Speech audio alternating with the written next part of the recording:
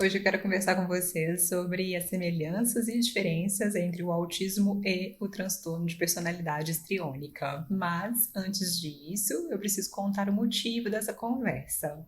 Bom, no mês passado, o Centro Americano de Controle e Prevenção de Doenças divulgou a nova prevalência do autismo. E se antes acreditava-se que uma em cada 44 crianças pudesse receber o diagnóstico de transtorno do espectro autista, hoje, o CDC nos diz que uma em cada 36 crianças tende a estar no espectro. E talvez esse número seja ainda mais alto. E a questão é que nós temos algumas repercussões a partir dessa estimativa mais elevada de autismo na população. Muitas pessoas acham que esses números são inflados e que as crianças têm sido diagnosticadas só porque os critérios ficaram mais flexíveis e acabam pegando criança que, na verdade, nem tem autismo de verdade. Tem um grupo de pessoas que considera o DSM-5-TR até muito rigoroso e pensa que os critérios atuais deixam muitos autistas ainda sem um diagnóstico formal. Ou seja, existe um time que acredita na super notificação de casos e outro time que tem certeza de que existe a subnotificação. Acontece que existe também um time ao qual esse diagnóstico correto realmente importa, que é o time das pessoas com os traços autísticos. E esse grupo às vezes fica no meio da discussão. E por que eu estou trazendo esse assunto aqui? Porque, principalmente nós que trabalhamos com adultos, precisamos estudar muito psicopatologia também. E mesmo que você seja um psicopedagogo como eu, não basta estudar só a seção de transtornos do neurodesenvolvimento. Por quê? Porque com o aumento da consciência da população, a demanda para o rastreio também aumenta. Chegam mais pessoas ao nosso consultório demandando essas avaliações. E você precisa estar atualizada ou atualizado para enxergar o que realmente é autismo. Então, de vez em quando, eu quero falar com você sobre algumas condições que podem ter certas semelhanças com o espectro, alguns pontos de contato e que às vezes deixam as pessoas confusas. E esse é o caso do transtorno de personalidade histriônica, que tem critérios completamente diferentes do TEA, inclusive nem é um diagnóstico de transtorno do neurodesenvolvimento, não é realizado na infância, mas você pode receber uma pessoa que fez o seu autodiagnóstico de autismo, às vezes no YouTube, no Google, e ela procura você para formalizar essa descoberta, mas, na verdade, já na anamnese, o profissional pode notar que se trata de uma outra questão. Em alguns casos, os pais se preocupam muito com o desempenho acadêmico ou até profissional do filho ou da filha. Eles percebem que às vezes tem um adulto dentro de casa e esse adulto tem muita energia para festas, para baladas, futilidades, mas essa pessoa não se aprofunda em algo sério que vai trazer a autonomia que ele precisa. E para que você saiba, de uma forma bem resumida, o comportamento mais marcante do transtorno de personalidade histriônica é a busca pela atenção. Inclusive, o termo histriônico vem do latim histrionicus e significa teatralidade, atuação, o ator. E segundo o DSM-5-TR, que está aqui, esse padrão comportamental mais dramático, mais espalhafatoso, surge lá no início da vida adulta. E os profissionais especializados em transtorno de personalidade do grupo B, né, o cluster B, como a Dr. Ramani, dizem que o melhor é ter paciência, ter muita prudência nesses casos e, se possível, não fazer o diagnóstico antes dos 25 anos, porque, segundo ela, muitos adolescentes tendem a ter naturalmente esse tipo de comportamento. Eles gostam de chamar atenção e até por uma questão da construção da identidade individual mesmo, eles podem querer ganhar mais status no grupo. Mas, se não for a personalidade histriônica, isso vai passar com o tempo. Ok, mas então nós já sabemos que o transtorno da personalidade histriônica não se caracteriza por atrasos do desenvolvimento. A pessoa não costuma ter dificuldades para se comunicar, para verbalizar as suas emoções, muito menos para iniciar suas interações sociais. Os padrões restritivos e repetitivos de comportamento também não costumam estar presentes, interesses muito focados, né? O hiperfoco não costuma ser característico, pelo contrário, a pessoa às vezes é até muito fluida, muda muito facilmente, mas se não tem nada a ver com o autismo, por que essa confusão pode acontecer? E aí, para entrar nessa conversa, nós precisamos saber quais são os 8 sinais descritos pelo DSM-5 como critérios diagnósticos do transtorno da personalidade histriônica, que tendem a aparecer lá no início da vida adulta, certo? Então, esses 8 sinais são: o primeiro, né? Gostar de ser o centro das atenções, o que a gente já falou aqui. As pessoas com a personalidade histriônica podem ser muito divertidas, alegres, entusiasmadas. Elas tendem a ser efusivas, são aquelas pessoas que animam as reuniões, onde elas chegam, as pessoas se animam. Só que, se os outros perderem o interesse ou se houver alguém tão ou mais interessante do que ela, aí aparecem os problemas, porque ela pode dobrar a aposta. E talvez ela tente encontrar artifícios, quase sempre desadaptativos, para aparecer mais do que os outros. E às vezes ela vai querer competir com a filha, ou até com as netas, e ter comportamentos muito extravagantes, até a velhice, às vezes fica inadequado, né, nos ambientes. No caso dos homens, eles podem, nem sempre eles vão destacar os seus atributos físicos, mas podem querer aparecer demais, exibindo carros, mulheres, enfim, vão gostar de aparecer.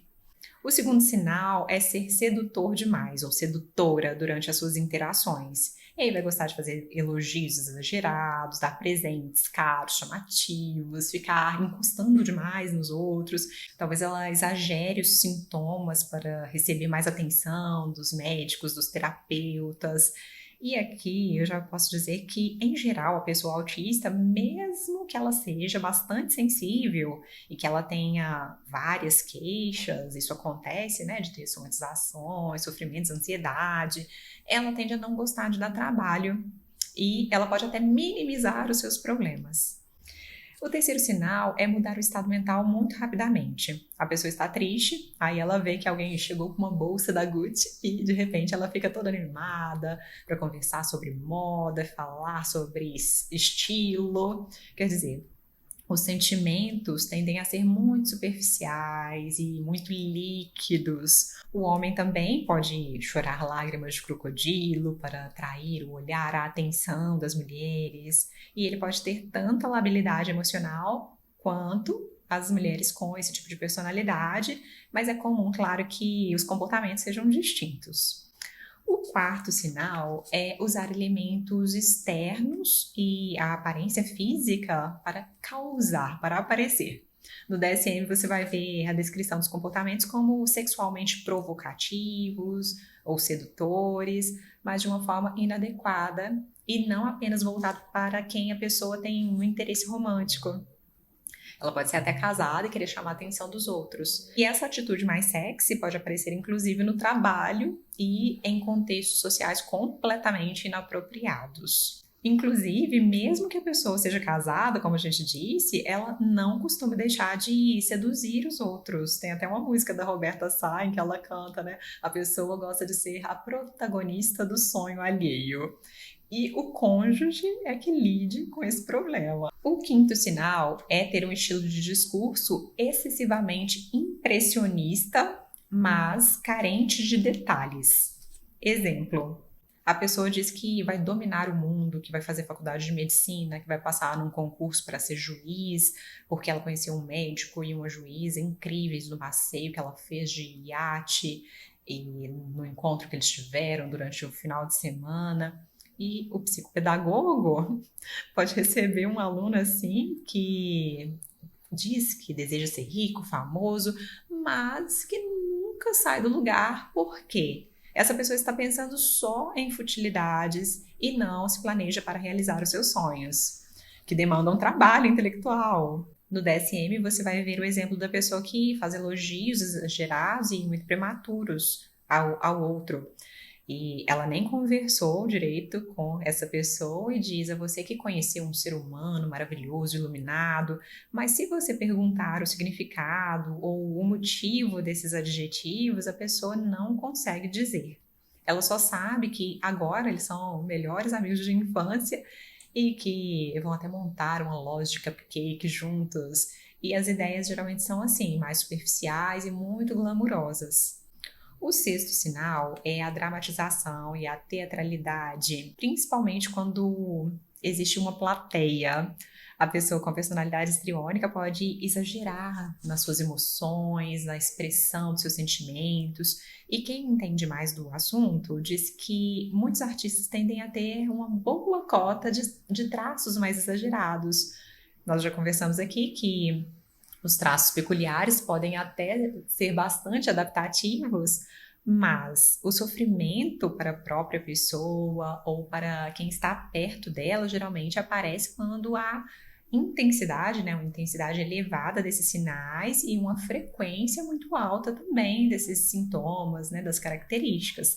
Então, nem toda pessoa extrovertida, dramática, espalhafatosa, nem toda atriz, nem todo ator tem um transtorno. Pelo contrário, eles usam essas características a favor deles. Agora, quando há uma tendência a usar esses comportamentos para controlar o outro, por exemplo, aí nós temos um problema. Aí talvez a gente esteja falando de um transtorno porque traz um prejuízo, né? Então, quando tem prejuízo ao outro ou à própria pessoa, aí já é um sinal de alerta. O sinal número 7 é ser sugestionável. E aqui talvez surja a dificuldade, porque a pessoa pode cair em armadilhas de marketing, por exemplo, de eventos super mega chiques e enfeitados, que às vezes não acontecem, como a gente já viu alguns aí na mídia. Elas podem entrar em pirâmides porque elas ficam deslumbradas com os prêmios e a chance de enriquecimento fácil. Às vezes elas entram em seitas ou grupos que prometem uma elevação espiritual, mas apesar de eles serem glamurosos, eles também são muito superficiais. E de qualquer forma, talvez essa pessoa só esteja lá também nesses retiros de roupas indianas, em posição de lótus, para postar no Instagram. E aqui eu não estou debochando, não é isso, de jeito nenhum. Os exemplos são de profissionais experientes na área e eu também tive alunos assim. Eu tenho um enorme respeito por todo mundo, pelos diferentes cérebros. A questão é que talvez o seu cliente tenha um discurso super focado em conquistas, em alta performance, mas aí você percebe que o comportamento não é compatível com as metas elevadíssimas que ele tem, né? As metas que aparecem no discurso. E o último sinal, nosso oitavo aqui, é considerar as suas relações pessoais muito mais íntimas do que na verdade elas são. A pessoa vai a uma festa, ela chama atenção, recebe elogios, talvez, e ela acha que já pode se considerar amicíssima de quem se divertiu lá com ela. Tieta gente famosa, posta lá no Instagram como se fossem amigos, essas coisas. A pessoa pode também querer ter mais intimidade, até com o seu médico, com o seu terapeuta, e isso geralmente causa muito constrangimento. Mas segundo o próprio DSM-5-TR, o prejuízo, em geral, tende a ser menor nesse tipo de transtorno do que nos outros. Os relacionamentos realmente podem ser conturbados, ela pode causar ciúmes no outro, porém a própria pessoa tende a se sentir ótima se ela estiver no centro do palco, se a luz dos holofotes estiver direcionada para ela. Agora, se não for esse o caso, é claro, existe risco de depressão, de comportamentos de risco mesmo, até ideação suicida. E esse gosto pelo glamour também pode deixar a pessoa vulnerável de várias formas. E só para constar, 5 desses 8 comportamentos destacados pelo DSM já podem levar o médico ou o psicólogo a se aprofundarem no processo de investigação a respeito de um transtorno de personalidade. Bem, eu não sei se vocês já perceberam os pontos de contato aqui entre o TEA e o transtorno da personalidade histriônica, mas, embora não haja ligação direta entre essas duas condições, as pessoas autistas podem ser mal interpretadas. E a falta, por exemplo, de traquejo social pode acabar passando como uma tentativa de chamar a atenção. A pessoa autista pode usar roupas muito finas, às vezes, para ir a eventos informais, fazer perguntas demais e acaba parecendo arrogante ou muito crítica. Ela pode usar um vocabulário muito técnico com pessoas mais simples e isso talvez deixe parecendo pedante, mas quase nunca o objetivo é aparecer. Um outro possível ponto de confusão é falar muito sobre o seu hiperfoco. E isso pode deixar os outros acreditando que o autista queira roubar a cena. Geralmente não é esse o caso. O jeito mais infantil também, mais inocente, puro, pode ser confundido com uma certa sedução, mas a pessoa autista pode ficar super desconfortável e até assustada quando os outros acham que ela tem essas segundas intenções, porque geralmente não é isso. A oscilação de humor também pode ser confundida com superficialidade emocional. Se você olhar de longe, a própria camuflagem talvez possa se aproximar dessa vaidade histriônica extrema. Mas para o autista, a camuflagem é uma estratégia de sobrevivência, não é uma extravagância. Ele não faz isso para aparecer. E sim, a ingenuidade também pode levar os autistas a caírem em golpes. Só que eles não costumam ser atraídos pelas plumas, pelos paetês, nem por honrarias, né? Essas honrarias vazias, que deixam as convenções lotadas, enchem a pessoa de estrelinha, festas e confetes. Eles não se encantam por isso. Quer dizer, a pessoa leiga realmente pode enxergar semelhanças entre esses dois casos. E o pior, é muito comum que as mulheres autistas nos procurem se sentindo extremamente culpadas porque alguém comentou que ela é ingrata ou que não faz sentido pensar em autismo nessa fase da vida, nessa altura do campeonato, quando ela já é adulta e que isso é só uma forma de aparecer. Claro que as pessoas leigas às vezes vão fazer esse tipo de comentário, mas nós, profissionais, não podemos julgar ninguém de jeito nenhum. O nosso objetivo é sempre ajudar da melhor forma possível quem nos procura, quem vem até nós, e nosso objetivo também é facilitar o trabalho de outros profissionais. Para que a pessoa, seja ela autista, que tenha TDAH, ou que tenha uma personalidade histriônica, tenha o melhor suporte. Agora, eu quero saber o que você pensa sobre esse tema, se você também está mais atenta ou atento à importância do diagnóstico diferencial. Conte aqui pra gente nos comentários. Aproveite, curta o vídeo, compartilhe com seus amigos para que nós possamos aumentar, expandir cada vez mais a consciência sobre o autismo e outras condições em adultos. Um grande abraço e até breve. Tchau, tchau!